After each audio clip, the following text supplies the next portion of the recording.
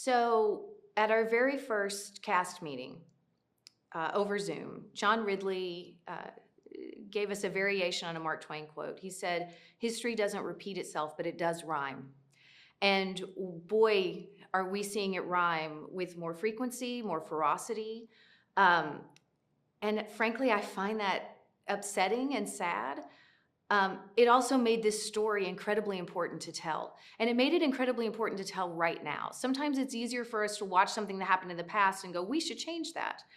But the truth is, we're still not handling disasters in much of it. You know, there are incremental differences, but not in a much different way than we were at Katrina.